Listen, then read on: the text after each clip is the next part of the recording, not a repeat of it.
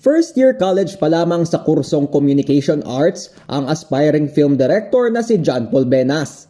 Sa kabila nito, determinado na siyang gamitin ang kanyang passion sa filmmaking upang magbukas ng diskusyon hinggil sa mga isyong panglipunan na dapat umano'y bigyang pansin, lalo na ng mga kabataan. And hindi siya actually to give solution. Bali, it's to open the minds of the people na ito yung nangyayari sa lipunan and gusto kong ito yung pag-isipan natin. Nitong Miyerkules, February 12, isa ang pelikulang dinirect ni Benas sa mga short film na ipinalabas sa Cinelente Film Festival sa Cinema 2 ng SM City Clark. 8 pelikula ang binuo ng mga mag-aaral ng National University na sumasalamin sa mga isyong panlipunan at pangyayari upang ipamahagi ang kahalagahan ng sining ng pagpipelikula sa komunidad.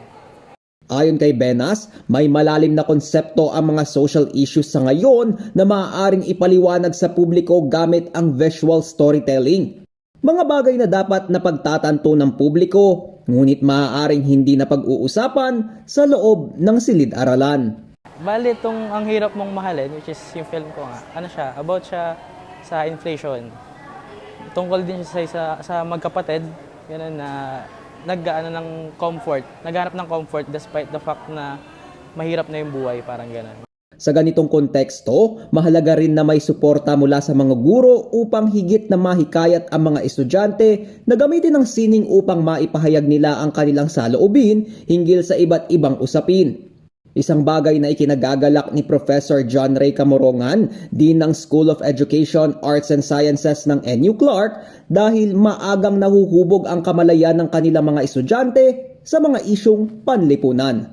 Patunay raw ito aniya na may mahalagang papel na dapat gampanan ng kabataan sa pagsusulong ng pagbabago sa lipunan. Pero napakahalaga na magkaroon tayo ng pagpapahalaga sa mga suliranin ng ating lipunan at kung ano ang pwedeng maging bahagi at solusyon na maihahatid ng ating mga kabataang Pilipino sa henerasyong ito. Napaka-importante na ang bawat isa ay may pakikiramay sa nararanasan ng ating lipunan upang sa gayon lalo nating mapatatag ang ating bansa. Ang film screening ay inorganisa ng second-year AB Communication students na siyang nagpasimula sa naturang aktibidad nitong nakaraang taon. Sila ang pioneer batch ng NU Clark para sa programang ito at napagpasyahan din nilang gawing yearly ang Short Film Fest.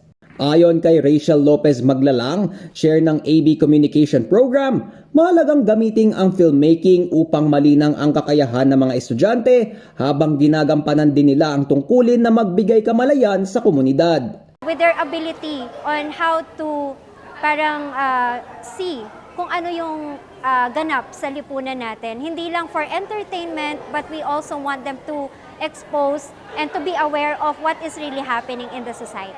And of course, bakit film po ang napili? Not only for them to showcase their talent, but also to enhance their creativity in storytelling. 2 araw ang itinagal ng film screening at tinatayang 800 katao ang bumili ng ticket ngayong taon sa halagang 150 pesos kada isa. Ang proceeds mula sa aktibidad ay mapupunta sa Corporate Social Responsibility Program ng AB Communication students, kabilang na ang isinagawa nilang outreach program noong nakaraang taon. Lizan Morten, CLTV 36 News.